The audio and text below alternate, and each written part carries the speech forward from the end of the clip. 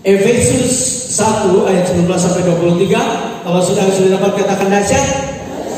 Kita baca bersama-sama dengan suara keras. 3, 2, 1. Dan betapa hebatnya kuasanya bagi kita yang percaya, sesuai dengan kekuatan kuasanya yang dikerjakannya di dalam Kristus, dengan membangkitkan dia dari antara orang mati dan mendudukan dia di sebelah kanannya di surga, jauh lebih tinggi dari segala pemerintah dan penguasa dan kekuasaan dan kerajaan dan tiap-tiap nama yang dapat disebut, bukan hanya di dunia ini saja, melainkan juga di dunia yang akan datang.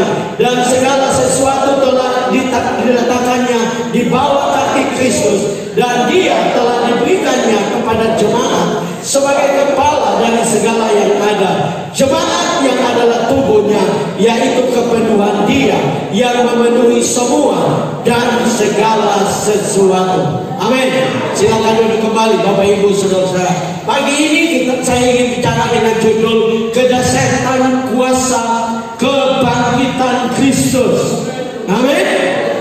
Ya, Bapak Ibu Saudara-saudara, kita ada di dalam minggu-minggu Paskah, ya, di mana kita sedang bicara tentang kebangkitan Kristus, ya. Karena itu saya ingin bicara tentang betapa luar biasanya kuasa kebangkitan Kristus itu. Amin. Nah, kuasa kebangkitan Kristus itu bukan saja masalah terjadi 2000 tahun yang lalu. Saya percaya bahwa sampai sekarang kuasanya masih bekerja. Amin. Kuasanya yang telah membangkitkan Kristus itu masih bekerja di antara kita. Amin. Jadi peringatan itu bukan sekedar tradisi, ya. Bukan maksud menyepelekan, tetapi kita memperingati 17 Agustus itu bagus, ya. Tetapi ada perbedaan memperingati kebangkitan Kristus dengan 17 Agustus. Kenapa? Karena kalau kita bicara tentang kebangkitan Kristus, kita bicara tentang kuasanya yang bekerja di antara kita. Amin. Dan karena kuasanya bekerja di antara kita, Bapak Ibu Saudara-saudara, maka sebagai orang percaya kita tidak perlu takut. Amin. Apapun terjadi di sekitar kita, apapun masalah kita, rumah tangga, pekerjaan, ekonomi, harusnya itu tidak membuat kita menjadi takut, kita menjadi kecewa. Amin. Kenapa? Karena ada kuasa kebangkitan Kristus. Ya, satu kali, ya, beberapa hari istri dari Martin Luther, ya, bapak reformator, itu dia pakai baju hitam semua, ya, baju hitam semua, ya, dan dia pakai itu beberapa hari, sehingga Martin Luther, ya, sebagai suaminya, dia heran, kenapa? Ya, dan satu pagi dia panggil dia punya istri, "Mama, kenapa kau pakai baju hitam terus?" Ya. Dan Martin Luther bilang, Martin Luther bilang, "Kenapa kau pakai baju hitam terus?" Dan istrinya bilang, "Karena sepanjang beberapa hari ini saya lihat mukamu seperti ada yang mati dan tidak ada kebangkitan." Nah, banyak orang Kristen sudah ikut Tuhan bertahun-tahun, tapi seringkali hidupnya, mukanya tidak ada menunjukkan semangat sukacita. Amin. Kristus memang sudah mati, tapi dia sudah bangkit untuk kita. Amin. Paulus berkata dia bangkit untuk kepentingan kita. Ya, dia bangkit pergi ke surga untuk kepentingan saudara. Ya, Alkitab tadi kita baca dia duduk di sebelah kanan Allah Bapa untuk kepentingan kita. Dia sudah menaklukkan segala sesuatu. Paulus bahkan dia bicara pemerintah di situ, kerajaan apapun sudah ditaklukkan, termasuk masalahmu pagi ini. Amin. Karena Yesus sudah bangkit. Ya. Di dalam Kisah Para Rasul, waktu Yesus naik ke surga, Alkitab mengatakan setiap jam 3 petang itu Petrus pergi ke bait Dan waktu dia pergi ke bait Allah, dia lewat pintu gerbang indah. Ada seorang lumpuh yang sedang duduk mengemis.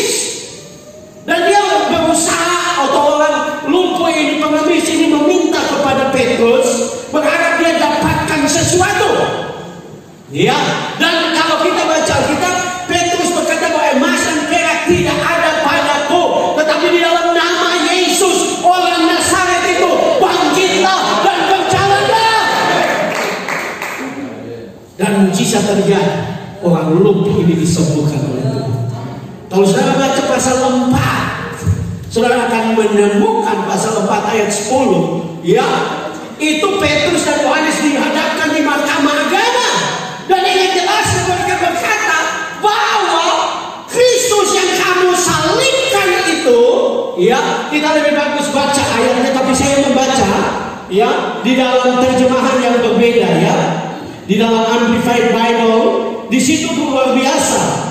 Dalam Kisah Rasul pasal 4 ayat 10, di situ dalam terjemahan Amplified Bible dia bilang begini, biarlah diketahui dan dipahami dengan jelas oleh kamu semua dan oleh semua orang Israel bahwa dalam nama Yesus Kristus orang Nazaret yang kamu minta untuk disalibkan oleh orang-orang Romawi dan yang dibangkitkan Allah dari antara orang mati, dalam nama ini, yaitu dengan otoritas dan kuasa Yesus, pria ini berdiri di sini di hadapan Anda dalam keadaan sehat. Amin. Luar biasa. Karena Yesus sudah bangkit, kuasanya bekerja di antara kita. Amin. Karena itu jangan lagi kita jadi orang Kristen yang kalau ada masalah muka panjang kayak pepaya. Tidak ada sukacita. Amin. Harusnya kita sukacita. Amin. Tepuk tangan di sebelahmu dan berkata, bersukacita karena Yesus sudah bangkit. Amin. Karena dia bangkit dan kuasanya bekerja. Amin. Karena dia bangkit, ya, saudara, kita ini tidak menyembah orang mati. Amin. Jadi kalau saudara masih tidak ada di sini, ya di sana, dan kadang-kadang mungkin ada di sini, saudara masih pergi ke kubur dan menyembah, minta tete, tolong cucu dulu, ya. Tete tidak bisa dipindah bapak, tete mati, tidak pernah bangkit. Amin. Ya, yang luar biasa dari kekristenan adalah kita punya juru selamat yang bangkit dari kematian. Amin. Bagi kemuliaan kepada Tuhan, kita punya Allah yang sudah bangkit dari antara orang mati. Beda dengan pemimpin agama lain, mereka mati bahkan kuburnya tidak jelas. Tapi kita sudah bangkit dan dia pergi ke surga untuk kepentingan kita. Amin. Jangan lagi kalau tidak ada uang duduk di teras, muka kayak kodok piatu. Ya, terus tetangga yang tidak percaya Tuhan lewat, dia bilang, kok kenapa? Ya, kok muka panjang sekali? Ya, tidak. Kita adalah orang-orang yang bersukacita. Amin. Karena Kristus sudah bangkit. Masalah boleh ada, tapi percaya kita akan lewati masalah. Persoalan boleh ada, tapi kita akan melewati. Kita akan memperoleh kemenangan karena Yesus sudah bangkit dan kuasanya bekerja di antara kita. Dia masih bergerak dengan kuasanya untuk menolong saya dan saudara. Amin. Karena itu mari saudara-saudara, kita akan belajar dari kebenaran firman Tuhan. Ada dua hal yang kita bisa belajar dari firman Allah pada pagi hari ini. Bagaimana betapa hebatnya kuasanya. Yang pertama, kedahsyatan kuasa kebangkitan Kristus. Karena betapa hebatnya kuasanya yang bekerja di antara kita. Amin. Paulus berkata bahwa betapa hebat. Dia tidak bilang, wah, ikut Tuhan itu hebat. Tidak, dia bilang betapa hebat. Ya, betapa luar biasa. Ya, dan karena betapa luar biasanya kuasanya bekerja di antara kita, maka kita tidak perlu takut. Amin. Apakah Tuhan tahu masalah kita? Amin. Dia tahu. Apa dia tahu isi dompetmu pagi ini? tahu, apakah dia tahu saudara tidak ada beras pagi ini? Dia tahu. Dia tahu. Dan dia ingin melakukan mujizat. Amin. Karena dia bangkit untuk kepentingan kita. Di dalam firman Allah yang hidup, satu terjemahan yang berbeda, di situ dikatakan, saya berdoa, Paulus maksudnya, saya berdoa supaya saudara mengerti betapa besarnya kuasanya untuk menolong mereka yang percaya kepadanya. Kuasa yang besar itu. Jadi kuasa yang besar itu untuk menolong kita. Amin. Kuasa kebangkitan itu untuk menolong saya dan saudara. Ya, kan saya memperhatikan di dalam bahasa Yunani kata betapa hebat itu berasal dari kata megetos. Megetos itu memang kalau kita lihat secara sederhana hanya kebesaran. Tetapi kata megetos itu berasal dari kata Yunani juga, yaitu mega atau megas. Ya, pelafalannya mega. Itu Bapak Ibu Saudara, itu satu kata yang berbicara tentang besar, sangat dahsyat. Amin. Amin. Jadi saudara tidak hanya oh Tuhan itu dahsyat. Apanya yang dahsyat? Kuasanya yang bekerja di dalam kita. Apanya yang dahsyat? Kuasanya yang menyembuhkan saya. Amin. Ini sesuatu yang luar biasa. Di sini dikatakan kata megas itu besar, sangat dahsyat, nyaring untuk suara. Suara yang paling tinggi itu ada di dalam Tuhan. Amin. Di juga dikatakan kencang seperti angin, keras seperti demam, agung, tinggi, mengherankan. Ya. Jadi semua yang terbaik itu ada di dalam Tuhan. Amin. Ada yang bekerja untuk kita. Ya. Jadi saudara jangan bilang, dia orang punya suami luar biasa. Kita punya lebih hebat. Amin.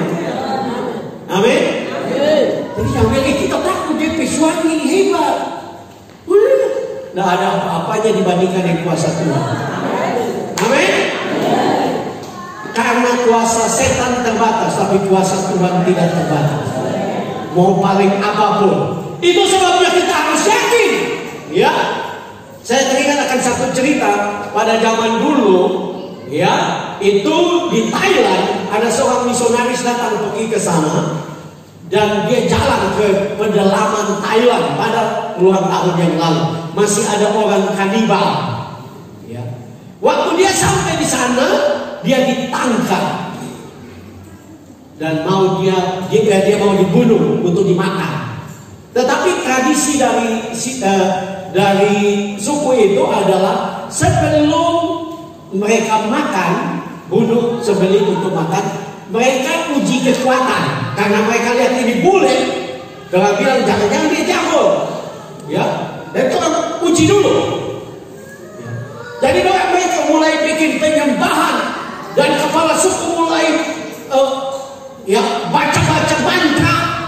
Dan waktu dia baca, ada satu orang duduk di depan dia tunjuk tangan, orang ini mulai terangkat.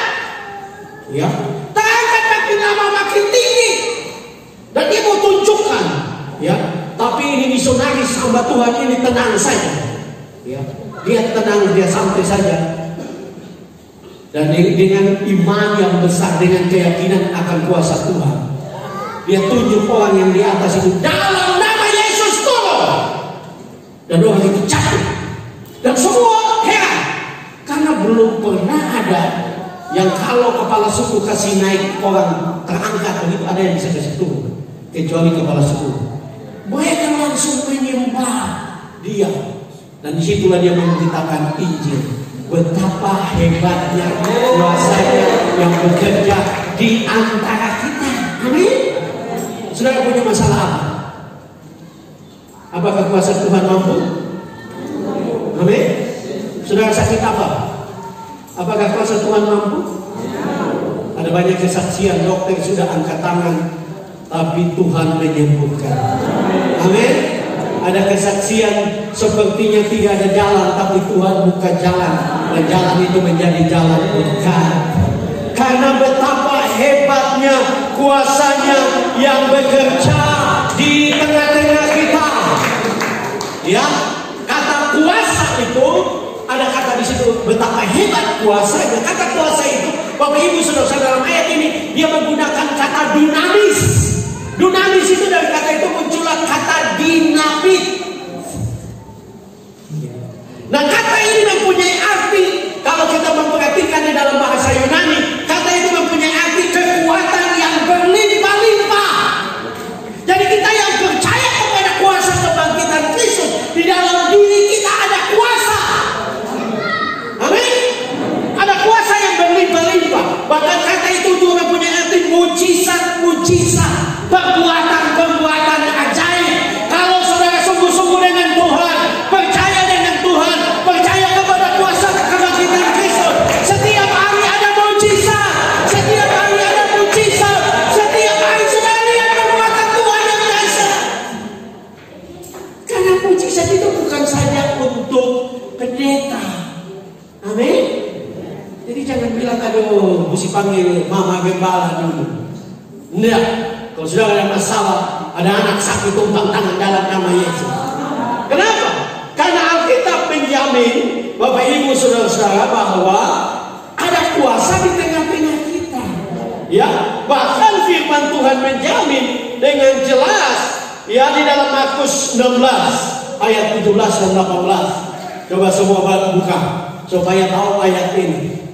Ya, Markus 16 ayat 17 dan 18.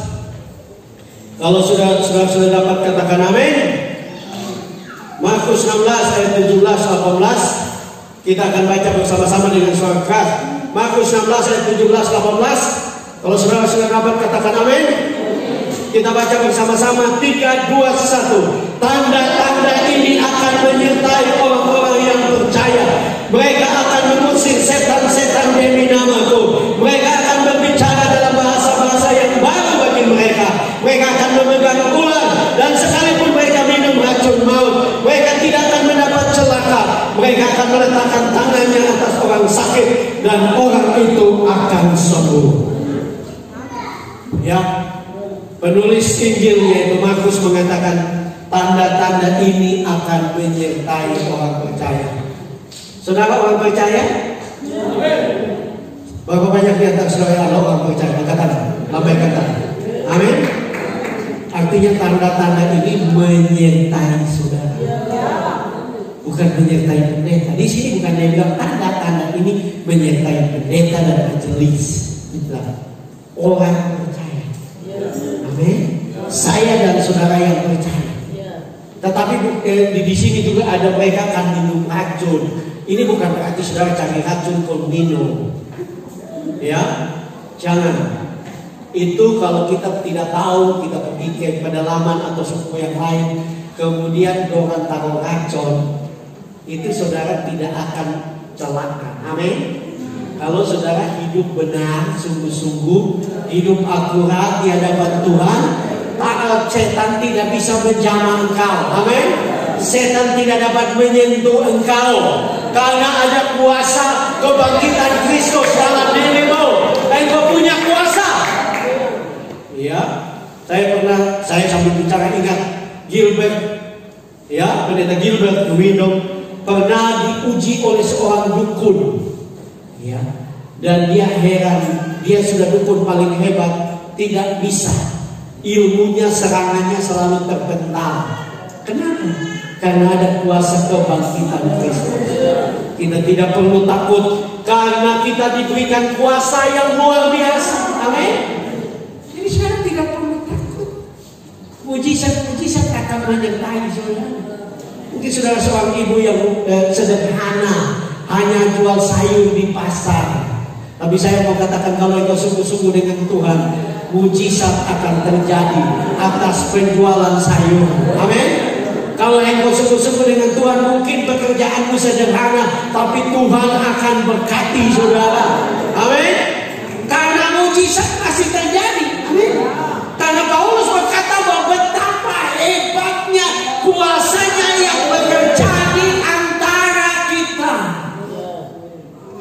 Nah, Paulus tidak bicara tentang kuasa Tuhan bekerja kalau orang di gereja, tidak. Di rumah, di tempat bekerja, di kebun kita, di ladang kita, di tempat, di kantor kita. Saudara, kalau saudara sungguh-sungguh dengan Tuhan, pimpinan akan sayang saudara. Amin. Sama seperti Yusuf yang menghadap Firaun, dan Firaun melihat ada roh Dewa, ada roh Allah. Ada roh Allah. Sama seperti Daniel ada di Babelonia, di pembuangan. Tetapi Nebukadnezar melihat ada roh Allah, ada hikmat Allah, dan promosi dan berkat akan dicurahkan. Amin. Karena itu sungguh-sungguh dengan Tuhan. Amin. Masalah masih ada di mana-mana. Sudah pikir saya tidak masalah, saya ada juga masalah. Tapi saya percaya bahwa kalau Tuhan mau berkati kita, tidak ada yang mustahil. Saya baru saja pulang dari Maumere, ya, Sika, NTT, baru saja hari Senin, ya. Tetapi ya saya tidak terlalu berpikir untuk datang, maaf ya, untuk datang di Papua. Mendadak ada orang bilang, Pak Frans mau datang, ya, silakan, ya, dia tanggung semua tiket, ya, bahkan dia berkati saya. Kenapa? Karena tidak ada yang mustahil bagi Tuhan. Ya, tidak ada yang mustahil bagi Tuhan.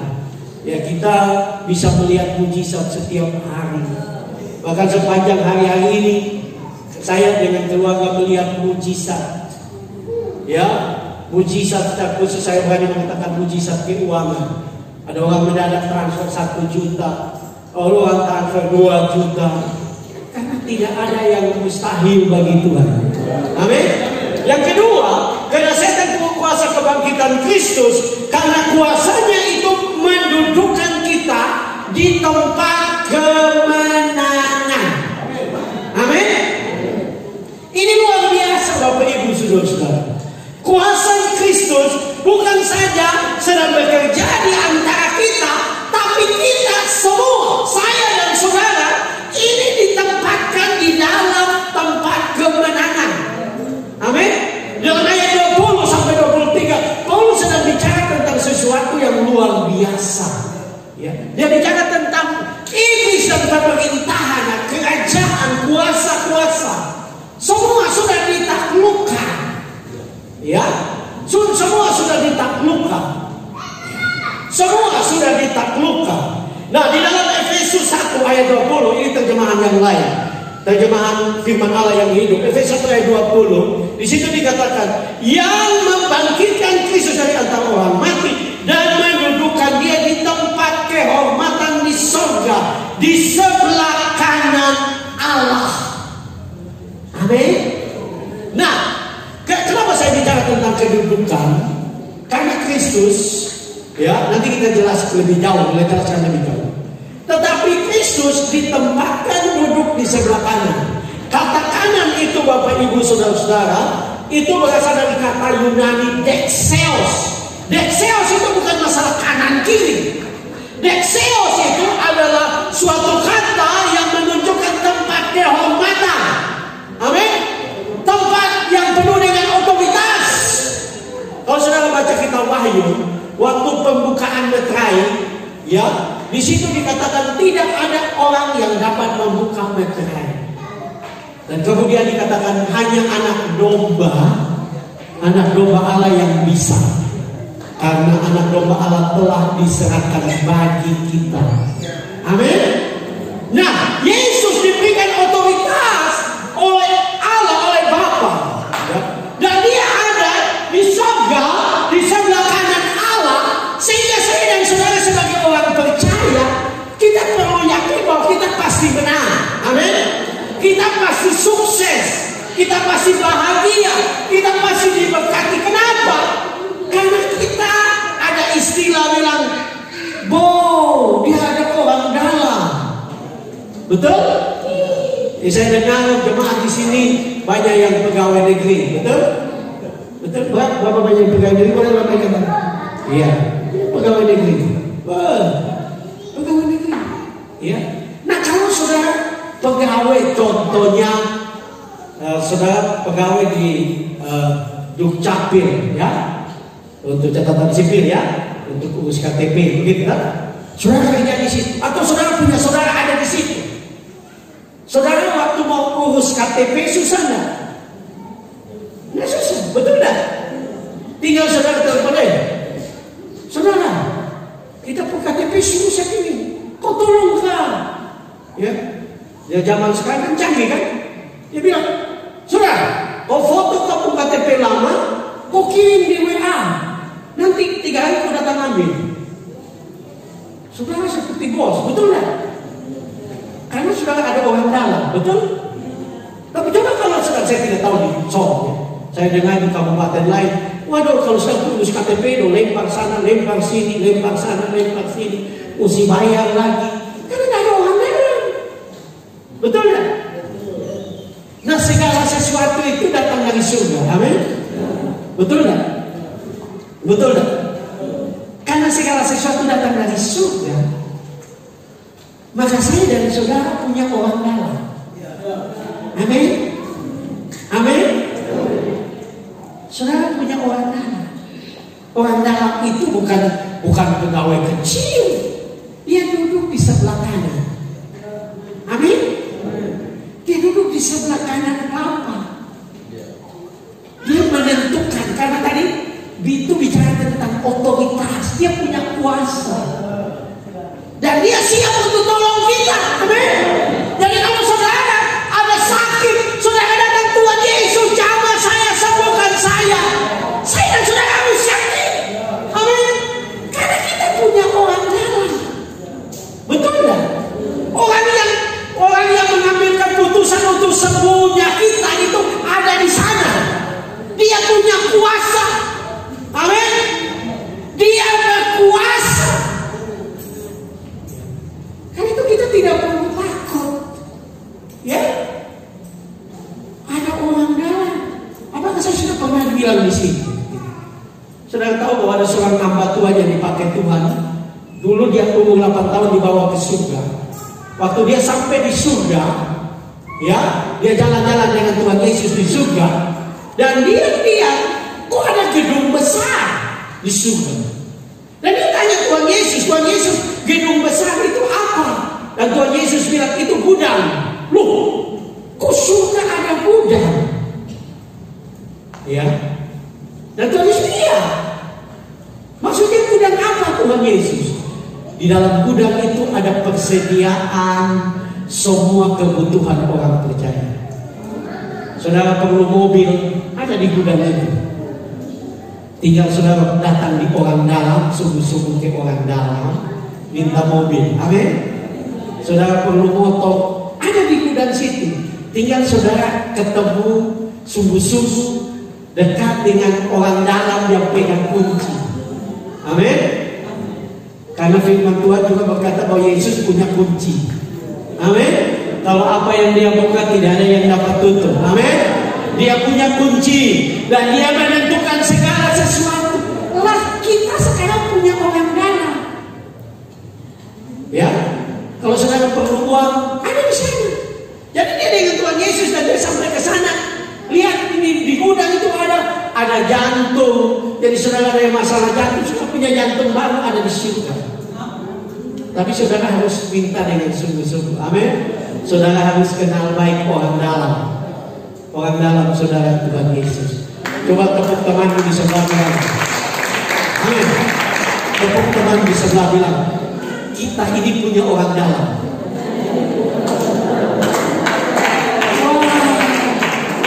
Saudara punya orang dalam.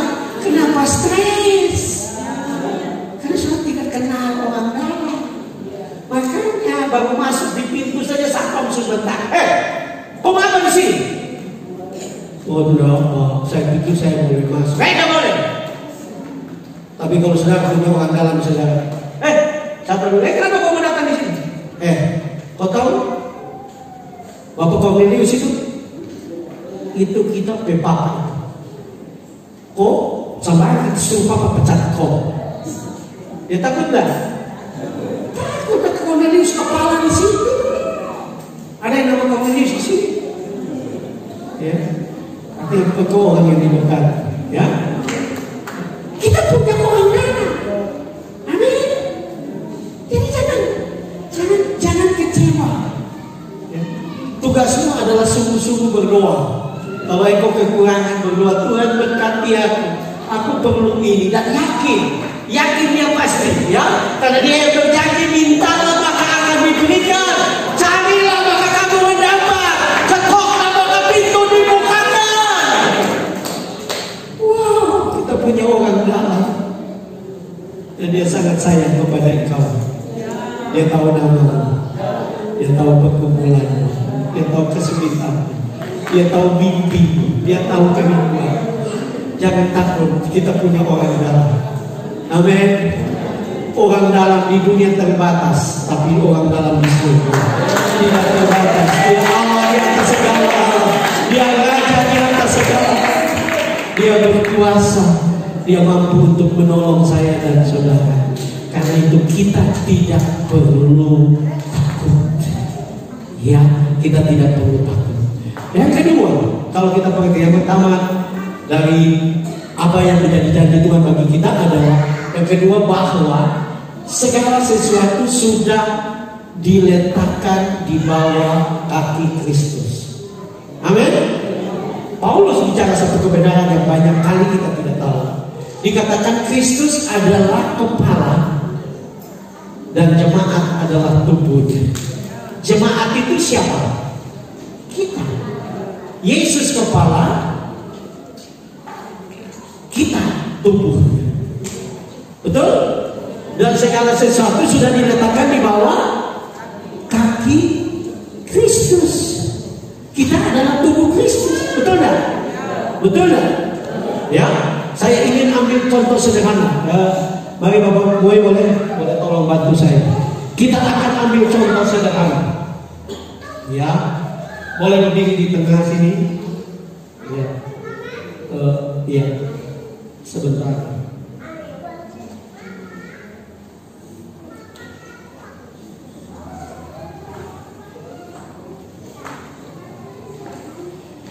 Jadi saya bisa gambarkan seperti begini, ya. Bapak boleh menghadap jemaat, ya. Seperti begini. Minta maaf, tapi saya ingin gambarkan lebih jelas. Alkitab mengatakan Kristus adalah kepala dan jemaat adalah tubuhnya. Segala sesuatu sudah diletakkan. Maaf, permisi, saya tutup mukanya Bapak Moy dulu ya. Anggaplah Bapak Moy punya muka sekarang muka Yesus. Tubuhnya masih tubuh Bapak Moy. Tapi segala sesuatu sudah diletakkan di bawah kaki Kristus.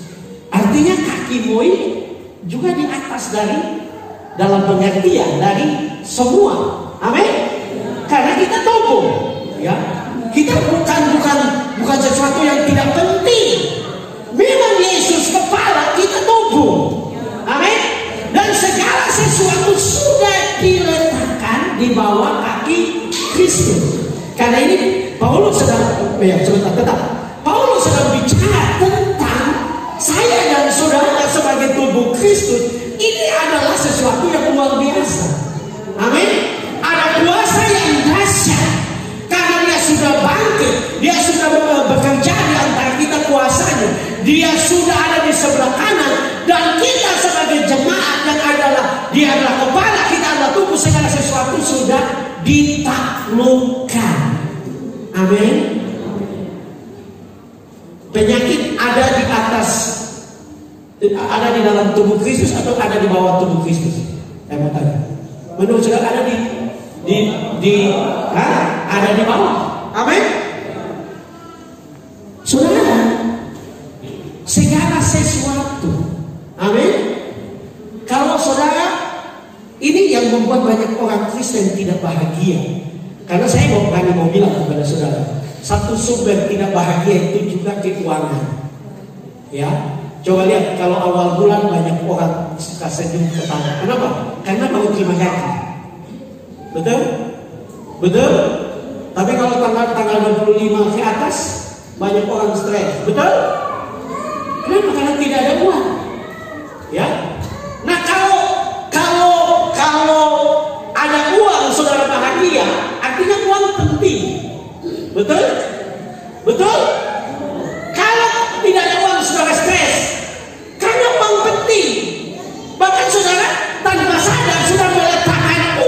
Ini contoh. Saudara meletakkan uang di atas Kristus. Amin. Kenapa? Karena kalau saya tidak ada uang, selalu yang terputar itu uang. Ya kalau yang terputar itu uang merah, puji Tuhan. Tapi kalau yang terputar pertimbangan, ya, ini keadaan peperangan rohani. Karena pertimbangan kan pahlawan perang. Ya. Nah, Alkitab mengatakan bahwa segala sesuatu sudah diletakkan di bawah kaki Kristus. Ya, artinya uang di bawah kita. Amin. Uang permisi. Coba, kalau kita tidak ada 100 merah tadi, pakai 50. Coba mau injak. Semua di bawah gue, betul? Semua di bawah kaki saudara. Persoalan adalah banyak orang miskin merasa uang lebih penting dari segala sesuatu. Saudara salah. Uang di bawah kita. Saya mau katakan Alkitab dengan jelas, uang itu mamon. Mamon itu dewa. Dewa itu Tuhan. Itu sebabnya orang rela jual imannya karena uang. Orang rela jual imannya karena jabatan, karena ada uang di jabatan. Orang rela. Kenapa? Karena uang diangkat lebih tinggi dari Kristus. Uang harus dibawa kita. Amin. Kita percaya bahwa uang yang kejar kita. Amin. Amin. Berkat yang kejar kita. Berapa banyak yang percaya? Coba berkata. Percaya berkat yang kejar saudara. Bukan saudara yang kejar berkat. Berkat pasti datang. Kalau engkau hidup benar, engkau hidup akurat, berkat mengejar engkau. Uang ada di bawah telapak kaki kita sebagai orang percaya. Karena sekarang Kristus menjadi kepala. Amin. Karena itu saudara tidak perlu takut. Ya, saudara tidak. Ya, boleh. Ya. Makasih. Ya. Jadi saudara tidak perlu takut karena kita sebagai orang percaya segala sesuatu sudah ditaklukkan di bawah kaki kita. Penyakit sudah ditaklukkan. Amin. Waktu Yesus ada di kayu salib dan dia berkata sudah selesai, semua sudah diselesaikan di atas kayu salib. Oh, penyakitmu sudah disembuhkan. Oh, masalah penderitaanmu sudah diselesaikan. Masalah keuanganmu sudah diselesaikan. Masalah rumah tanggamu semua sudah selesai. Amin. Karena waktu dia berteriak tetelestai sudah selesai. Bukan teriakan putus asa, tapi teriakan kemenangan. Minggu yang lalu saya mengkhotbah di Maumere. Kita semua ini ada dalam pawai kemenangan. Amin. Amin. Kita sedang ada pawai. Kita sedang ada pawai kemenangan kebangkitan Kristus. Itu sebabnya orang Kristen beribadah. Kenapa kita beribadah pada hari Minggu? Karena kita sedang merayakan kebangkitan Kristus. Kita sedang bersukacita karena Yesus sudah bangkit. Itu sebabnya ibadah itu disebut celebration. Celebration itu perayaan. Dan Yesus minta kita jadi anak-anak. Kenapa? Karena kalau anak-anak itu dia apapun terjadi dia senang, betul tak? Coba kalau 17 Agustus dulu kita masih kecil, betul tak? Wah, ada 17 Agustus ada upacara di lapangan. Oh, ya senang. Sekalipun belum makan kita senang karena mau pergi 17 Agustus. Ya. Nah, kalau saudara datang di gereja hari ini datang perayaan kebangkitan Kristus. Saudara dia belum makan tadi pagi, bukan harus sukacita. Amin. Karena semua sudah ditaklukkan. Yesus sudah bangkit. Jangan lagi buka pepaya. Ya. Ibu-ibu kalau lihat Pak Tua mulai buka pepaya, Yesus sudah bangkit. Usai. Bapak-bapak juga kalau lihat Pak Tua mulai marah-marah, cewek, Yesus sudah bangkit dan usai. Amin. Amin. Karena segala sesuatu sudah ditaklukkan. Amin. Wah, luar biasa. Kita orang Kristen harusnya bangga. Mau pandemi, mau varian apa kek, Yesus sudah menang. Kita pasti menang. Paulus berkata kita lebih dari kemenangan.